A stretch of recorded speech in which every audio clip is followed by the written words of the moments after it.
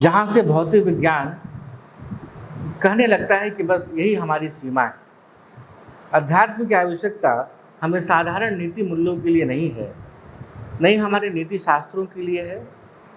जब हम आत्यंतिक प्रश्नों की खोज में जाते हैं, ऐसा प्रश्न कि आखिर इस जगत के होने का कारण क्या है, हमारे और तुम्हारे अंदर जो जन्मजात अवगुण है, आवरण और विक्षेप का, इस मन विक्षेप से हम पूर्णतः मुक्त कैसे हो जाएं, इस संपूर्ण आज़ादी के लिए हमें अध्यात्म की आवश्यकता है। इस क्रम में जब ऋषियों से पूछा गया कि आखिर अध्यात्म हमें इन बंधनों से मुक्त कैसे करेगा, चाहे उसे जो ही शब्द हम देते हैं, उसे मोक्ष कहें, कैवल्य कहें, निर्माण कहें या जो भी कहें हम, आखिर वो कैसे प्राप्त किया जा सकता है।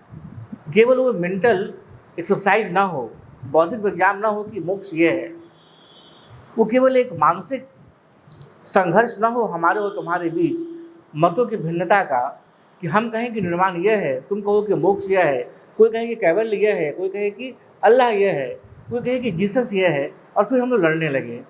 ऐसा न होकर हम उसको अनुभव कर सकें, इसकी क्या कीमिया है, इसकी क्या तकनीक है। जब इसकी बात आने लगी तो ऋषियों ने कहा कि सबसे पहले हम लोग ये समझें कि हमारे पास वर्तमान में जहाँ पर हम खड़े हैं, जहाँ पर हमारी अवस्था है, जहाँ पर हमारी स्थिति है, वो स्थिति में हमारे पास कौन कौन से उपकरण है जिससे हम जगत में काम कर रहे हैं। तो हम लोग बहुत साधारण रूप से जानते हैं कि हमारे पास कौन सा 3 चीज़ है, काया, मन और बुद्धि। इसको कुछ ज़्यादा विस्तार बताने की जरूरत नहीं है। शरीर है हमारे पास, मन है हमारे पास और बुद्धि है हमारे पास। यानी कि हमारे स्वतंत्रता की बात यदि हम कहें, परम स्वातंत्र की यदि हम बात करें, तो हमें 3 चीज़ों से अपने आप को मुक्त करने की आवश्यकता है। एक है क्या, जिसको हम कहते हैं काया यानी कि बॉडी, दूसरा है मन और तीसरी है बुद्धि, बॉडी माइंड इंटेलेक्ट। हम लोगों ने लास्ट क्लास में देखा था कि शरीर क्या है।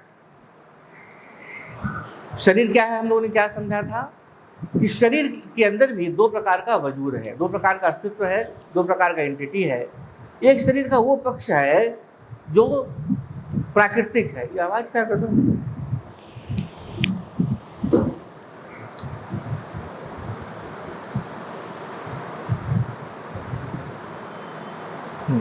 एक शरीर का वो पक्ष है जो कि प्राकृतिक है, जिसके ऊपर तुम्हारा और हमारा कोई नियंत्रण नहीं है। जैसे हमारा सांस लेना, हमारी पाचन क्रिया, हमारे हृदय की धड़कन इत्यादि। इवन तुम्हारे बहुत सारे ऐसे क्रियाकलाप हैं जिसको तुम चाहो भी तो तुम किसी भी तरह से नियंत्रण नहीं रख पाते हो। आंखों का झपकना, ये प्राकृतिक है, ये स्वतः हो रहा है, उसका एक अलग मैकेनिज्म, अलग तकनीक है। ये जो अलग तकनीक, अलग मैकेनिज्म उसी प्रकार का है जैसे अलग भौतिक वस्तुओं का है। जैसे पृथ्वी के अंदर गुरुत्वाकर्षण, जैसे सूर्य का प्रकाश देना, जैसे बाकी तमाम प्रकार का जो भौतिक नियम है, उसी प्रकार का भौतिक नियम तुम्हारे इस प्राकृतिक रूप से स्वतंत्र शरीर के उस भाग का है जहाँ तुम्हारा कोई नियंत्रण नहीं है। लेकिन इसी शरीर में एक और भाग है तुम्हारे अस्तित्व का, जो तुम्हारे इच्छा के अनुरूप कुछ कर सकता है, कुछ नहीं कर सकता है। जैसे तुम यदि हाथ को कहो कि तुमको उठना है तो उठेगा, नहीं उठना है तो नहीं उठेगा। जैसे तुम्हारे पास विकल्प है कि तुम इस कक्षा में आओ या तुम नहीं आओ, तुम चलो या नहीं चलो, तुम क्या भोजन करो, तुम क्या भोजन ना करो, इत्यादि बहुत सारी ऐसी चीज़ें हैं जिसके ऊपर तुम्हारा अपना नियंत्रण हो सकता है या नियंत्रण नहीं भी हो सकता है। तुम्हारे पास उसकी आज़ादी है। जब इस दूसरे पक्ष की तरफ हम जाते हैं तो हम देखते हैं हम पहले पक्ष में कुछ नहीं कर सकते। वो प्राकृतिक है, वो ईश्वर प्रदत्त है, या वो एक यूनिवर्सल लॉ के तहत काम कर रहा है, वहाँ हम कुछ नहीं कर सकते। ये तुम्हारे शरीर का वो पार्ट है जहाँ तुम कुछ नहीं कर सकते। हम जब दूसरे पार्ट में आते हैं तब प्रश्न आता है कि हमारे शरीर के अंगों को ये आदेश कौन दे रहा है। कौन है जो कहता है कि अपना हाथ को उठाओ और नहीं उठाओ, कौन है जो कहता है अपने पैर को कि तुम चलाओ या नहीं चलाओ। जब ये बात आती है तो लगता है कि हम अपने शरीर के अंदर ऐसे किसी केंद्र को नहीं खोज पाते। जैसे तुम ब्रेन को खोजते हो अपने शरीर के अंदर, तो तुम्हारे पूरे शारीरिक तंत्र को वो गाइड करता है, निर्देशित करता है या उसके ऊपर नियंत्रण रखता है। शरीर के ऊपर क्या करता है, जो ब्रेन है तुम्हारा। उस प्रकार से हम मन को शरीर के अंदर नहीं खोज पाते। तो फिर ये बात आती है कि मन आखिर है कहाँ। हम किस चीज़ को मन कह रहे थे? मन एक सांकेतिक शब्द था। हम किस चीज़ को मन कह रहे थे? हम उस इकाई को मन कह रहे थे जिसके बारे में हम अभी तक नहीं जानते हैं, लेकिन हम सुधा के लिए उसे एक नाम दे रहे हैं, मन। वो इकाई जो हमें अपने स्वतंत्र शरीर के अंगों को आदेश देता है कि तुम उस तरफ देखो या ना देखो, तुम उस तरफ चलो या ना चलो। ये आदेश देने वाला जो इकाई है, समुच्चय है, उसे हम क्या कहें? मन। इस मन को हम अपने शरीर में नहीं पाते। हम शरीर में किस प्रकार से नहीं पाते? जिस प्रकार से हम ब्रेन देखते हैं, आइज देखते हैं, ईयर्स देखते हैं, हार्ट देखते हैं, किडनी देखते हैं, लंग्स देखते हैं, वैसे हमें शरीर में स्थूल रूप से कहीं मन दिखाई नहीं देता। तो ऋषि परंपरा ने कहा कि वस्तुतः शरीर में मन नहीं है, तुम्हारा मन जो है उसके अंदर शरीर है। यहाँ तक हम लोगों ने पहले काम कर लिया था। अब हम लोग इसके 1-2 कदम आगे बढ़ते हैं कि आखिर ये मन हमारे शरीर में यदि नहीं है तो फिर मन है क्या? और यदि चूंकि शरीर मन के अंदर नहीं है, शरीर मन के अंदर है, तो इसका मतलब है कि जैसा हमारा मन होता है, क्या वैसा ही हमारा शरीर कार्य नहीं करता? तो आखिर ये मन है क्या? तो अलग अलग शास्त्रों में, अलग अलग धर्मों के शास्त्रों में अलग अलग परिभाषा दी गई, जिसमें सबसे संक्षिप्त परिभाषा है संकल्प विकल्प इति मनः। यानी कि जो संकल्प और विकल्प करता है, जो विचार करता है, वो मन है। इतना से नहीं समझ में आती बात, तो और उसको विस्तार से बताए कि विचार का प्रवाह, विचार की गति और विचार की संख्या, ये तीनों मन का निर्माण करता है। क्या क्या करता है? विचार का प्रवाह, विचार की संख्या और विचार की दिशा। इंटरेस्टिंग। जिस विचार की तुम बात करते हो, जो विचार तुम्हारे अंदर उठता है, तो कितनी अधिक संख्या में उठता है, उतने अधिक तुम्हारा मन बेचैन होगा। किस गति से विचार चलता है, वो डिसाइड करेगा तुम्हारा मन शांत है या अशांत है। और विचारों की दिशा क्या है, अर्थात वो किस तरफ जा रही है, विचारों की गति जो है वो किस तरफ गत्यमान है, किस तरफ वो बह रही है, ये डिसाइड करेगा कि तुम्हारा चरित्र क्या है। तुम्हारा जो पूरा व्यक्तित्व है इसी मन के ऊपर निर्भर है। यदि विचारों का गुण अच्छा है तो तुम अच्छे हो गए, विचारों की दिशा अच्छी है तो तुम अच्छे हो गए। विचारों की प्रवाह यदि बहुत धीमी है, मध्यम है या अत्यंत न्यूनतम है, कम से कम है, तुम उतने अधिक शांत हो गए। यदि विचारों का प्रवाह बहुत भीषण है, बहुत ज़्यादा है, तो उतने अधिक अशांत हो गए। तुम देखो अपने जीवन में, तुम परीक्षा देते हो, परीक्षा कक्ष में जैसे ही तुम जाते हो, इतना ज़्यादा विचार तुम्हारे अंदर आता है, पता नहीं परिणाम क्या होगा इस परीक्षा का, पता नहीं प्रश्न का उत्तर हम दे पाएंगे कि नहीं दे पाएंगे। ये सारे विचार एक साथ उदित होते हैं तुम्हारे मन के अंदर। तो जो विचार ज्ञान के रूप में विद्यमान था तुम्हारे अंदर, जो सारे प्रश्नों का उत्तर दे सकता था, वो कहीं विलुप्त हो जाता है, कहीं खो जाता है। और कौन से विचार रह जाते हैं वहाँ पर? भय के, भविष्य की चिंता के, वर्तमान उत्तेजना के, ये सब सारे विचार एक साथ आना प्रारंभ हो जाते हैं तुम्हारे अंदर। तो क्या होता है? तुम अशांत हो जाते हो, तुम्हारी बुद्धि भ्रमित हो जाती है, मन भ्रमित हो जाता है, और जो तुम कर सकते थे वो तुम नहीं कर पाते, जो तुम्हारा व्यक्तित्व था वहाँ पर असफल हो जाता है। ठीक है? यानी हम लोगों ने पहले क्या समझा था? शरीर का 2 भाग है। जो अप्राकृतिक भाग है, अर्थात जो ऐसा भाग जिसको तुम नियंत्रण कर सकते हो, तुम्हारी लेखनी को, तुम्हारे शब्दावली को, तुम्हारे व्यवहार को, उससे करने के लिए जो इकाई को हम लोगों ने स्पर्श किया, चुना, समझा, वो मन है। वो मन क्या है? विचार का सतत प्रवाह है मन। जैसे नदी चल रही है, नदी का प्रवाह है, नदी में कैसा पानी है ये बताएगा कि नदी का गुण क्या है, क्वालिटी क्या है। जैसे गंगा जी का पानी अद्भुत है, लेकिन वही यदि हम नाले का पानी कहें तो नाले कीड़ा है, कीड़ा ही कीड़ा उसमें भरा हुआ है। यदि हम कहें समुद्र का पानी तो खारा है। यानी जैसा पानी है वैसा पोखर है, वैसा नदी है, वैसा तालाब है। उसी तरह जैसे तुम्हारे मन में विचार हैं वैसे तुम हो। तुम यहाँ पर बैठे हुए हो, हम लोग लगता है कि लगभग तुम लोगों ने अभी तक 100, 150, 200 लोगों को स्पर्श किया होगा। ऐसे लोग तुम्हारे साथ यूथ ऑर्बिट बाकी जगहों पर होंगे, लेकिन इस गंभीर कक्षा में बैठने वालों की संख्या हमारे पास मुश्किल से 15 या 20 है। क्यों? क्योंकि उनके अंदर जो विचारों का प्रवाह है वो इसके लिए उनको अनुमति नहीं देता। कुछ ऐसे लोग हों, बोले भाई इसमें क्यों परेशान हो, इसके अंदर इससे और बेहतर चीज़ें हमारे लिए करने के लिए, वो यहाँ नहीं आएंगे। किसी तरह तुम किसी को पकड़ के ले भी आए, अब खूब रस्सी से बांध वगैरह के बैठा भी देख रहे भाई बैठिए, कुछ आपका पुण्य लाभ होगा। मुश्किल से 5 मिनट बैठेगा, उसके बाद वो सो जाएगा गंभीर रूप से, और दोबारा जीवन में तुमसे नहीं मिलेगा। क्यों? क्योंकि उसका मन में जो विचार का प्रवाह है वैसा नहीं है। तुम्हारे अंदर जैसा विचार का प्रवाह है वैसा ही तुम हो। और विचार का प्रवाह में बहुत सारे अलग अलग स्टेप्स हैं। उसके गुण कैसे हैं, उसकी दिशा कैसी है, उसकी संख्या कैसी है, उसका जो लक्षणा है वो किस प्रकार की है, वो राजसिक है, तामसिक है या सात्विक है। आवश्यक नहीं है कि आध्यात्मिक लोग भी पूर्ण रूप से सात्विक हो। ऐसे ऐसे आध्यात्मिक लोग हैं जिनके मन के अंदर जो विचार का प्रवाह है अत्यंत तामसिक है, जिसे हम लोग अघोरीपंथी कहते हैं, वो से राजसिक है।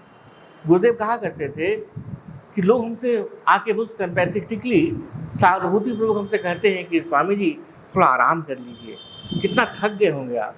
अरे उनको पता ही नहीं है कि हमारे अंदर राजसिक विचार का प्रवाह है। मैं आराम करूंगा तब मैं थक जाऊंगा। उन्होंने लिखा है if I rest I rust. ये जो मैं कर रहा हूं मैं हमेशा आनंद में हूँ, खुशी में हूँ, ये करने में ही मुझे आनंद मिलता है।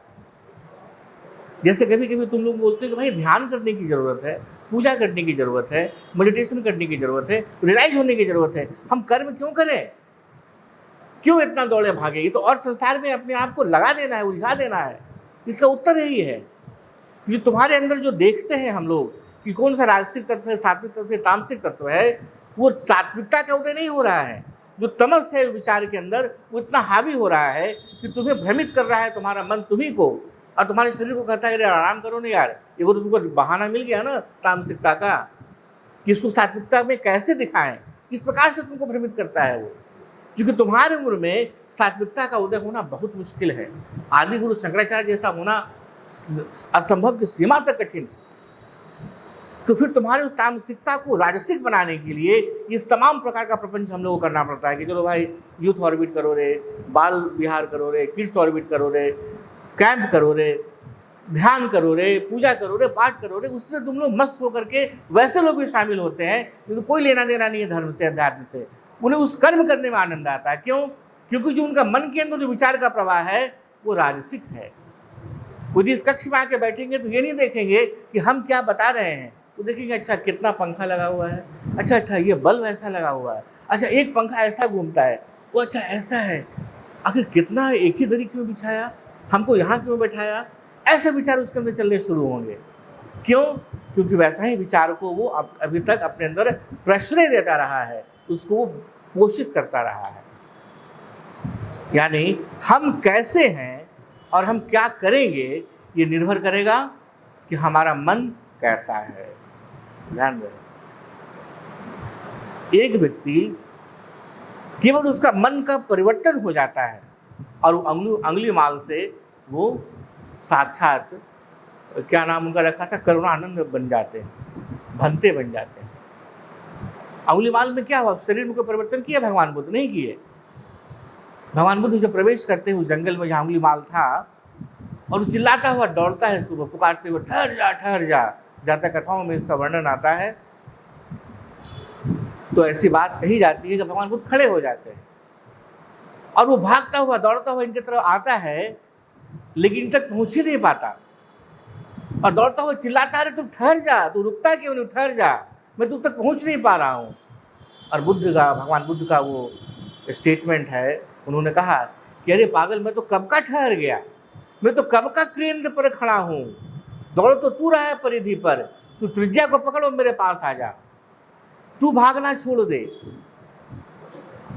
ये पूरा का पूरा जो संसार है वो एक वृत्त के ऊपर भागने की जैसा है, कहीं इसका अंत नहीं है।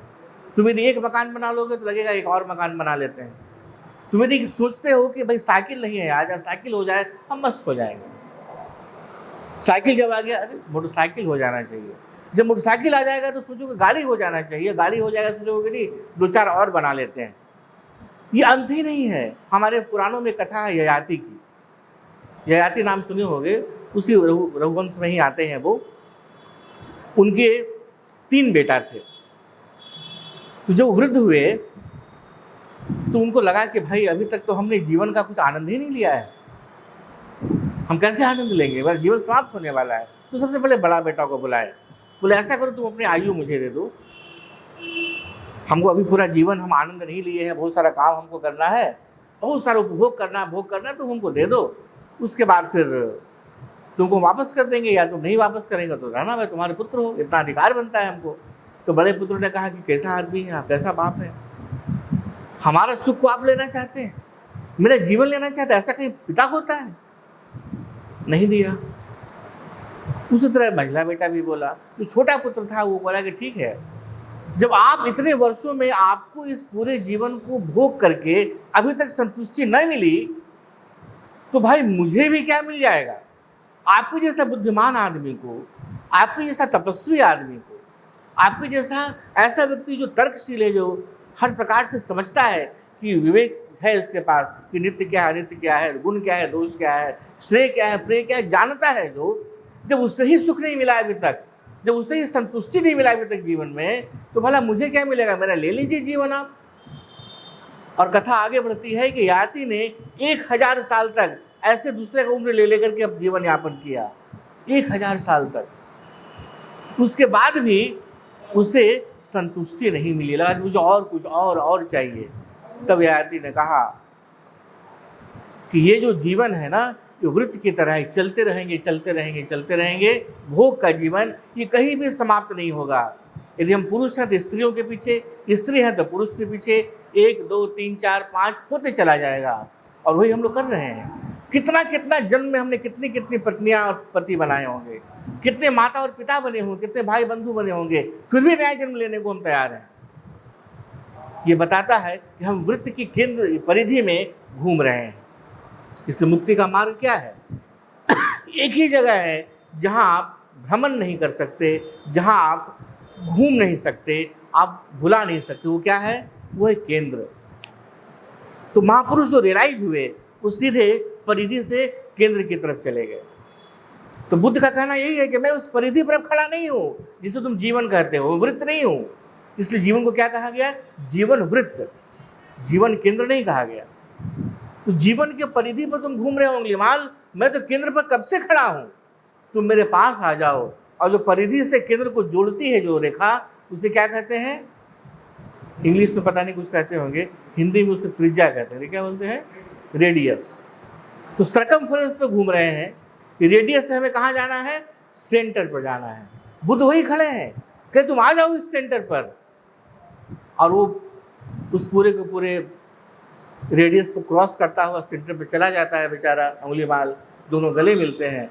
फिर तो ये जाने वाला कौन है वहाँ? ये जाने वाला यही मन है। शरीर जैसा था वैसा ही रह गया। ऐसा नहीं कि जैसे ही भगवान बुद्ध को रियलाइजेशन हुआ उनका शरीर बदल गया, अचानक उसको पंख लग गया, अचानक उनको ढेर सारे सिंह उगाए, कमल का फूल उनके हाथ में हो गया। ऐसा कुछ नहीं हुआ, शरीर वही रहा, केवल वो मन के पार चले गए, इसका उन्हें अनुभव हो गया। उसी प्रकार अंगुलीमाल भी परिधि से केंद्र की तरफ भ्रमण किया, यात्रा किया, और ये भ्रमण उसे भ्रम से मुक्त कर दिया।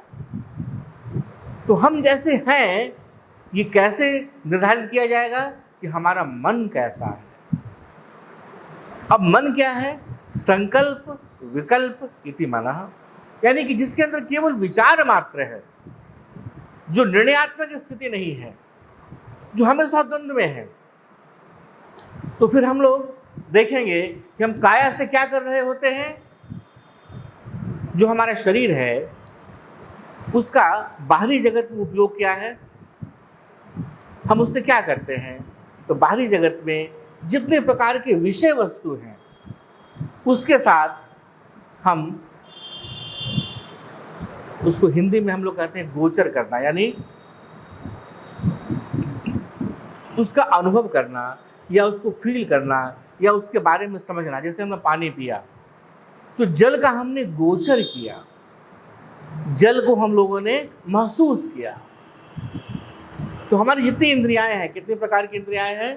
5 कर्मेंद्रियाएं और 5 ज्ञान इंद्रियाएं। सेंस ऑर्गन्स एंड, और कौन सा ऑर्गन कहते हैं उसको?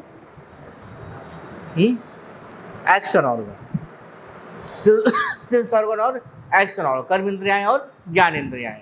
कौन कौन से कर्म इंद्रियाएं हैं? बोलना, हाथ पैर, बोलना, एनस एंड जेंटिकल ऑर्गन्स, ठीक है। वाणी भी उसमें आया। और सेंस ऑर्गन कितने हैं? 5, नाक, आँख, कान, त्वचा और जीवा।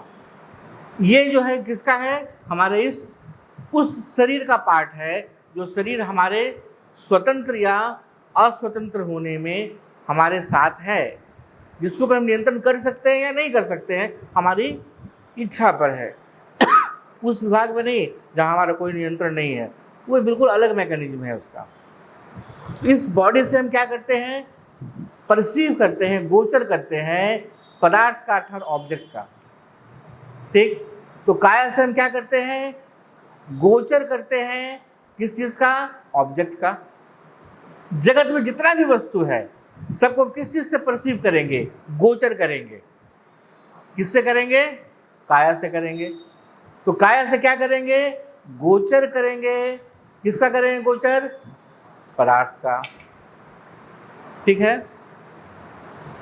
तो काया से जब हम गोचर करते हैं तो हम क्या होते हैं? गोचर कर्ता, ठीक।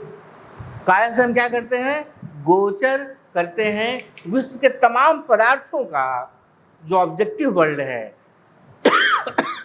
जो स्थूल जगत है, जो कुछ भी हमें दिखाई देता है, सुनाई देता है, स्पर्श में आता है, या जिसका हम रसना लेते हैं, स्वाद लेते हैं, या जिसका हम गंध लेते हैं, उस सब कुछ किसके अंतर्गत आएगा? पदार्थ के अंतर्गत आएगा, जिसका हम किससे करेंगे? काया से क्या करेंगे? गोचर करेंगे। यानी काया से हम क्या कर रहे हैं? गोचर कर रहे हैं विश्व के तमाम पदार्थों का। जब हम काया से गोचर करते हैं पदार्थ का तो हम क्या हो जाते हैं? गोचर कर्ता। हम क्या होते हैं? गोचर कर्ता। तकनीकी शब्द से जाना प्रारंभ करें हम लोग, क्योंकि इसी पर आगे का हम लोग का पूरा विज्ञान चलेगा। इसको लूज करेंगे तो फिर आगे समझ में इतना नहीं आने वाला, इसलिए हमें बहुत सावधानी से इस पूरे चार्ट को समझना पड़ेगा।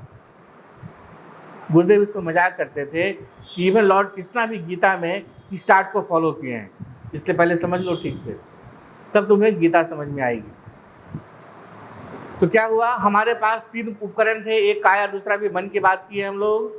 अब हम लोग पुनः शरीर पर आए समझने के लिए कि शरीर का वो भाग जो हमारे स्वतंत्र या परतंत्र होने के लिए हमारे पास दिया गया है, उसके पास 5 ज्ञान इंद्रियाँ और 5 कर्म इंद्रियाएँ हैं। और ये 5 कर्म इंद्रियाँ और 5 ज्ञान इंद्रियाएँ जगत के तमाम पदार्थों का क्या करता है? गोचर करता है। और गोचर करता है, जब वो करता है तो हम उसको क्या बोलते हैं? उस चीज़ को गोचर करता। यानी जगत की किसी भी चीज़ को, हम यदि 1 गिलास पानी पीते हैं तो हम क्या हो जाते हैं? 1 गिलास पानी के हम क्या होते हैं? गोचर करता। यदि 1 डंडा हम तुमको मारे तो तुम डंडा का क्या हो जाते हो? मार खाने वाले गोचर करता। यदि तुम देख के हमको मुस्कुराते हो, तुमको हमने देखा मुस्कुराते हुए, तुमको देखने वाले हम क्या हो जाते हैं? गोचर करता, ठीक। ये हो गया तुम्हारी इस काया का। अब संकल्प विकल्प मना, यहीं तक करेंगे आज, घबराओ नहीं, इससे आगे नहीं जाएंगे, कल चलेंगे बुद्धि पर। संकल्प विकल्प का मतलब जहाँ कुछ निश्चय नहीं, विचार का प्रवाह है, जैसे नदी चल रही है। तो लाओत्सो कहा करते थे, लाओत्सो कौन थे जानते हो? चाइना के बहुत बड़े संत हुए। चाइना का पूरा संस्कृति लाओत्सो से निकला हुआ कहा जाता है। वो कहे कि तुम कभी भी एक नदी में दोबारा प्रवेश नहीं कर सकते।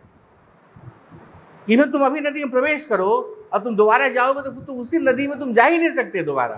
तो कहे कि पागल हो गया बुरा, ये नहीं समझेगा, ऐसे उटपटांग बात बोलते रहते हैं। तो वो बोले प्रभु बताइए ऐसा कैसे होगा? बोले कि भाई नदी है क्या? जल का प्रवाह, हजारों लाखों टन पानी ऊपर हिमालय से चला आ रहा है। यदि गंगा नदी की बात करें, व्यास नदी की बात करें, हम लोगों ने व्यास नदी को देखा ना, व्यास कुंड जहाँ पर है, एकदम इतनी पतली सी धार, वहाँ मासी गई थी उस गुफा में देखने के लिए, और एकदम इतना ठंडा कि कोई व्यक्ति बैठ नहीं सकता, वहाँ जा नहीं सकता, अद्भुत जगह। और वो आगे आगे विशालतम नदी बन गई। तो उस वस्तु तो नदी क्या है? पानी का प्रवाह, पानी ऊपर से हजारों लाखों टन आ रहा है और बहता चला जा रहा है। जिस समय तुम नदी में प्रवेश किए उस समय जो पानी का वहां पर समुच्चय है, जो पानी का प्रवाह है, वो तो रहा ही नहीं ना। तो जिस नदी में तुम दोबारा प्रवेश किए उस समय जो जल है वो पहले वाले जल से भिन्न है कि नहीं है। जब ऐसा है तो नदी में तुम प्रवेश कैसे कर सकते हो एक ही नदी में दोबारा? तुम एक नदी में दोबारा प्रवेश नहीं कर सकते, ये उन्होंने घोषणा की। उसी प्रकार मन क्या है? विचार का प्रवाह है, ऐसा प्रवाह जो एक क्षण भी रुकता नहीं है। तुम यदि खाली बैठे रहो, खाली बैठा शरीर के तल पर तुम खाली बैठे रहो तो मन तुम्हें खाली बैठने नहीं देगा। स्कूल के जाके डेस्क को देखना, स्कूल का जितना डेस्क है, चाहे वो नर्सरी बच्चा से लेकर के 12th क्लास के बच्चा तक का, कितने प्रकार की उसके ऊपर पेंटिंग डिजाइन बना हुआ रहेगा। कहीं तो प्रकाल से छिल के लिख देता है, क्या भाई? राखी, लाइक्स, मोहित। अरे भाई जैसे कि डेस्क नहीं है, क्या है वो? और तो और बड़ा बड़ा चट्टान, रामशिला पहाड़ पर कभी तुम जाओ, हम लोग के ज़माने में तो हुआ करता था, ये तो बड़ा सा चट्टान है, उस पर छेनी हथौड़े से लिखा हुआ है पूरा। हद है। अरे तुम हम लोग की तो बात छोड़ो, बताते हैं कि अमेरिका का राष्ट्रपति थे, एक बहुत इम्पोर्टेंट मीटिंग हो रही थी, कैबिनेट बैठा हुआ, सब मिनिस्टर्स बैठे हुए हैं, भाई राष्ट्रपति हैं, और उससे वो क्या कर रहे हैं कि कागज पर बैठ करके वो पेंटिंग बना रहे हैं। क्या भाई? तो back portion of A lady, वो अभी भी वहाँ म्यूजियम में रखा हुआ है। इतना ज़्यादा मन चंचल है हमारा, प्रवाह इतना ज़्यादा है कि तुम्हारा पूरा शरीर, जो कि तुम्हारे अपने स्वतंत्र हो सकता है, तुम्हारा जो ऑर्गन्स है, सेंस ऑर्गन और वर्किंग ऑर्गन्स, कर्मेंद्रिय और ज्ञान इंद्रियाँ, जो तुम्हारे नियंत्रण में हो सकती है या नहीं हो सकती है, तुम्हारी इच्छा पर, तुम्हारे संकल्प शक्ति पर है, वो तुम्हारे नियंत्रण में नहीं रहती। क्यों? क्योंकि मन का इतना प्रवाह है कि रहने ही नहीं देता। ये हम कुछ करें या कुछ ना करें, ये दोनों विकल्प और संकल्प के बीच में जो दौड़ने वाला जो तत्व है, जिसे हम सांकेतिक भाषा में मन कह रहे हैं, जो मन कहीं शरीर के अंदर स्थूल रूप से दिखाई नहीं देता, क्योंकि मन के अंदर शरीर है, इसको हम कहते हैं कि जो हर समय अनिर्णय की स्थिति में है, अनिश्चयात्मक स्थिति में है, वो हमारा मन है। तो हमारे पास जो भावना का जितना भंडार है हमारे और तुम्हारे अंदर, वो सब मन के अंदर आएगा, क्योंकि भावना कभी भी एक जैसी नहीं रहती। जो तुम्हारा सबसे बड़ा शत्रु है, कल होकर सबसे बड़ा मित्र बन जाता है, और जो सबसे बड़ा मित्र है वो एक क्षण में शत्रु बन जाता है। जैसे यदि कोई बच्ची है एक प्यारी सी, बहुत प्रेम करती है सबको, लेकिन यदि उससे कोई मांग ले कि तुम कान का झुमका दे दो, वो जंगली बिल्ली बन जाएगी उस समय। कोई ऐसे लोग भी हैं, हम लोग तो चूंकि वकालत के पेशा में हैं, 2 को आता है, मतलब हम ऐसा दर्जनों बार करवा चुके कि लड़का लड़की दोनों आए कि बस हमको आज शादी करा ही दीजिए सर, कुछ है नहीं, बस अभी करा दीजिए। उसको बोलते हैं देखो भैया 2 महीने के बाद आना, मानता ही नहीं है।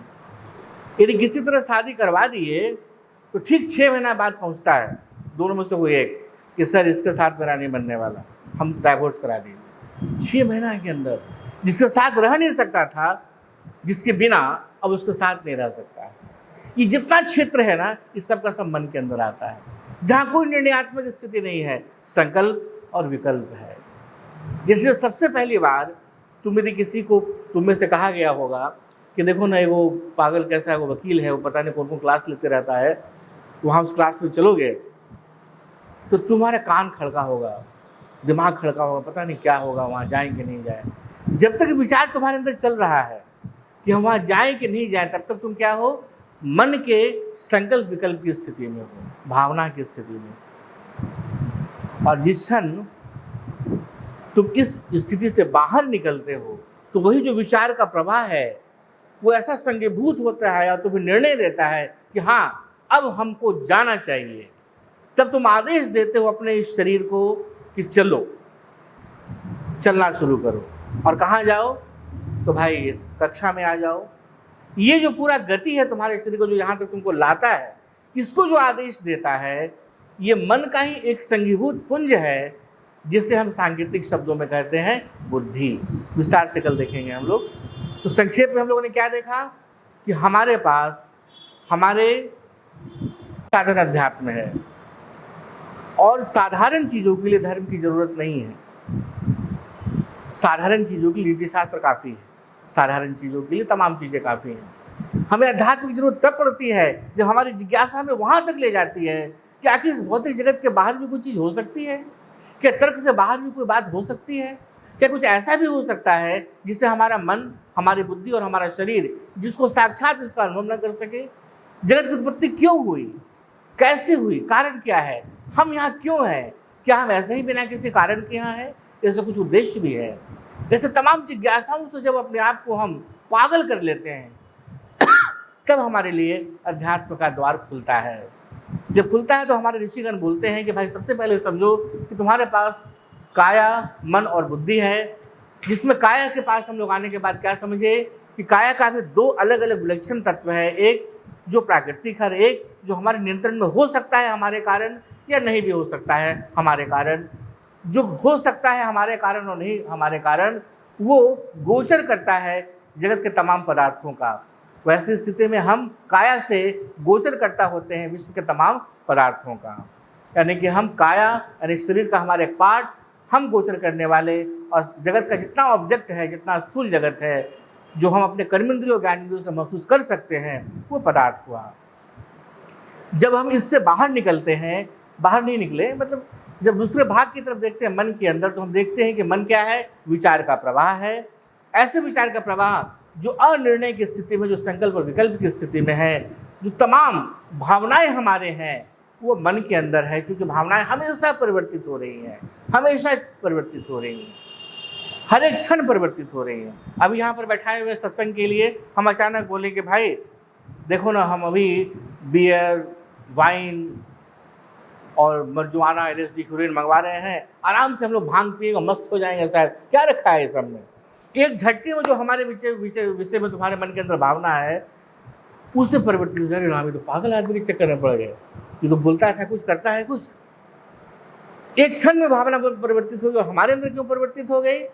क्योंकि हमारे मन के अंदर विचार हुआ कि परिवर्तित देने में क्या रखा है, कितना आराम से हम लोग पिछले जन्म में पीते थे, खाते थे, अभी भी पी के खा के मस्त रहो साहब। जैसे हमारा मन परिवर्तित हुआ, हम परिवर्तित हो गए। जैसा हमारा मन है वैसा ही हम हैं, और जैसा हम अपने मन के अंदर प्रवाह रखते हैं, विचार का गुण रखते हैं, अपने मन का दिशा रखते हैं, अपने मन का तासीर रखते हैं, जैसा वैसा हम होते हैं। यहाँ तक हम लोगों ने आज समझा, कल हम समझेंगे बुद्धि के बारे में। ठीक, पेज नंबर 7। ओम